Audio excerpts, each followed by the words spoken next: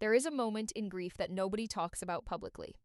Not the funeral, not the statements, not the public appearances and the black outfits and the viral clips and the standing ovations. The moment that comes much earlier than all of that, the first hours. When the news has just arrived and the reality has not settled yet, and the people who love you most are sitting in a room trying to figure out what to say because there is nothing adequate to say. That is the moment Usha Vance was in when she held Erika Kirk. J.D. Vance flew to Utah with his wife on the day Charlie Kirk was assassinated. Not to make a statement, not to appear on camera, not to be photographed showing up for a grieving widow in the way that politicians sometimes calculate these things.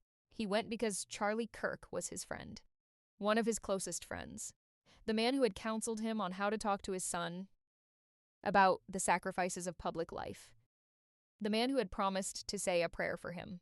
And now that man was gone, and his wife was in a room sobbing, and Usha Vance was holding her. And in that room, between sobs, Erika Kirk said something that changed everything for the Vance family. She told Usha she regretted having only 2 children with Charlie. Not long after, Usha Vance became pregnant with their 4th child, a boy. Welcome to the Marquee report. This is a story about grief and life and the way one woman's sorrow in the worst hours of her existence quietly changed the course of another family's future. It deserves to be told properly. Let's get into every detail. The source of this story is Vice President J.D. Vance's forthcoming book, Communion, Finding My Way Back to Faith. It is not a political memoir in the conventional sense. It is a deeply personal account of Vance's spiritual journey, his return to Christianity, his understanding of faith in the context of public service, his wrestling with what it means to live a life of meaning when the demands of politics pull constantly against the demands of family. The book has generated significant attention before its release because of the specificity of what Vance shares. He is not trafficking in generalities. He is writing about actual conversations, actual moments, actual people. The kind of intimate detail that most politicians carefully excise from anything they put into print. And one of those actual moments is the room in Utah where Usha held Erika Kirk on the first day of her terrible sorrow. Vance's exact words in the book are precise and unadorned. As my wife held Charlie Kirk's widow on the first day of her terrible sorrow, Erika told Usha between sobs that she regretted having only 2 kids with Charlie. Something changed for Usha, and not long after we buried my friend, she became pregnant with our 4th child, a boy. One life was stolen from us, but another was given. I don't know why God does things like this, but I am grateful to him that there will soon be another source of joy in our lives. That is not a political statement. That is a man processing grief and gratitude simultaneously, and finding in the intersection of those 2 things something he wants to share publicly, because he believes it matters beyond his own family. To understand why this moment landed the way it did for both the Vances, and why Erika Kirk's words in that room had the power to change something in Usha, you need to understand the depth of the friendship between J.D. Vance and Charlie Kirk. This was not a political alliance, not a transactional relationship between 2 conservatives who needed each other's platforms. This was a genuine friendship that developed after Vance was elected to the Senate in 2023, and that deepened through regular phone calls and in-person meetings during one of the most intense periods of Vance's public life. When Vance expressed concern that his son, Ewan, who was 7 at the time, was beginning to resent the family's public profile and the attention and sacrifice that came with it, Charlie Kirk's response was exactly the kind of counsel that only a close friend gives. He did not offer political advice. He did not offer strategic framing. He said something simple and human. Don't try to convince your son it's not a sacrifice. It is. Just try to take some solace in the fact that it's a worthy sacrifice. I'll say a prayer for you. I'll say a prayer for you. From a man who was himself navigating the intersection of public life and private faith, who was building one of the most influential conservative organizations in America while simultaneously trying to be present for his own family. That line carries real weight It is the response of someone who understands the cost from the inside. And then Charlie Kirk was shot and killed at a college campus in Utah. And J.D. Vance flew to be with the widow of the man who had prayed for him. Let's stay in that room for a moment, because the specific detail of it is the emotional center of this entire story. Usha Vance holding Erika Kirk. On the first day of her terrible sorrow. Those are J. Vance's words, and they are exactly right. Not the second day when the numbness has started to set in. Not the week after when the public rituals of grief have begun to provide a kind of structure. The first day. When the news is still new and the reality has not yet become real and everything is raw and unmanageable and the only thing another human being can do is be physically present.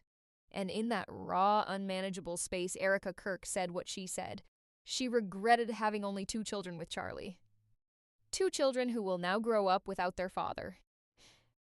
2 children whose relationship with the man who helped create them was cut short by violence at a college campus. The regret was not abstract, it was specific. Not I wish we had built more financially, or I wish we had taken more trips, or I wish we had spent more quiet evenings together. She wished there were more of him in the world. More lives that carried his DNA, his values, his spirit. That kind of specific grief, the grief of what did not exist yet and now never will, is one of the most devastating forms of loss there is. You are not mourning something you had. You are mourning something you were still planning. And Usha Vance heard it, and it changed something in her. Here is the context that makes this story even more significant. Because it was not a simple decision for the Vance family, and J.D. Vance does not pretend that it was. He writes directly in the book about the dynamic between him and Usha on this specific question. For years I had asked Usha to have another baby, and for years she had told me she was done. Especially now that public service had elevated us into the national spotlight. That is a remarkably honest thing for a vice president to put in a book. Not a sanitized version of a shared family decision. A direct acknowledgement that his wife had said no. Repeatedly. That she had made a clear and considered decision that their 3 children, Ewan, 8, Vivek 6, and Mirabelle 4, were enough. That the demands of their public life made the idea of a 4th child feel like more than she wanted to take on. Usha Vance is not a passive figure in her husband's story. She is a highly accomplished attorney who clerked for Supreme Court Chief Justice John Roberts. She has her own career, her own intellectual life, her own considered positions on the decisions they make as a family. When she said she was done, she meant it. And then she was in a room in Utah holding a woman who wished she had done more. Something changed for Usha, not because J.D. Vance persuaded her. Not because of any argument or conversation or renewed negotiation. Because of a moment of proximity to grief, so specific and so devastating that it reordered her sense of what mattered and what she was willing to accept as her own future. Here is where the story connects to something Charlie Kirk talked about publicly and repeatedly. Because the regret Erika expressed in that room was not random. It was deeply connected to the values her husband had spent his public career promoting. Charlie Kirk was one of the most consistent and vocal advocates for family formation in the conservative movement. He said it directly and often. Get married, have children, build a legacy, pass down your values, pursue the eternal, seek true joy. Having children is way more important than having a good career. He said it on his podcast. He said it at events. He said it to audiences of young conservatives who were trying to figure out how to build lives that meant something. And he clearly meant it personally. Not just as a political talking point, but as a genuine conviction about what makes a human life rich and full, and worth having lived. The children he and Erika had together were wanted and loved. And there is little doubt, looking at everything Charlie said publicly about family and children and legacy, that they wanted more. That the assassination did not just end Charlie Kirk's life. It ended a future that had not been built yet. Children who were never conceived, names that were never chosen, voices that will never exist. That is what Erika Kirk was sobbing about in that room in Utah. Not just the husband she lost, the future she lost with him, J.D. Vance does not present the fourth pregnancy as a coincidence or even as a personal decision. He presents it as something he cannot fully explain, but that he believes is meaningful in a way that transcends rational analysis. One life was stolen from us, but another was given. I don't know why God does things like this. That sentence, I don't know why God does things like this, is doing significant theological work. He is not claiming to understand divine providence. He is not offering a tidy explanation that makes the tragedy acceptable. He is sitting with the mystery of it.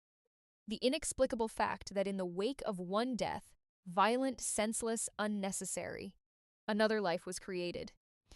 That a moment of the purest grief imaginable produced in its aftermath a new human being who will exist specifically because that grief happened. He then describes what that child means to him with words that are clearly written from faith rather than politics. Another beautiful soul to wonder at and fall in love with God's beautiful creation. Another person to whom I will sing, Jesus loves me, this I know. That image, the Vice President of the United States singing Jesus loves me to a newborn son, exists because a woman in Utah cried in his wife's arms about the children she would never have. That chain of causation is the kind of thing that people of faith call providence and people without faith call coincidence, and everyone, regardless of belief, finds moving when they encounter it. Step back from the specific story and look at what it represents, because it opens onto a larger conversation that Vance is deliberately inviting in this book. Few people know anyone who regrets having too many children, but almost everyone knows someone who wishes they had more. That observation, simple, direct, and almost universally recognizable, is the bridge between Erika Kirk's specific grief and the broader argument Vance is making in Communion. He is writing a book about faith and what it means to him.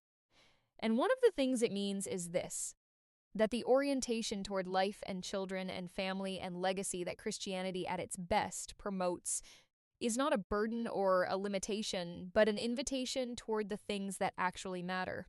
That the culture of career optimization and personal achievement and strategic family planning that surrounds ambitious people in public life.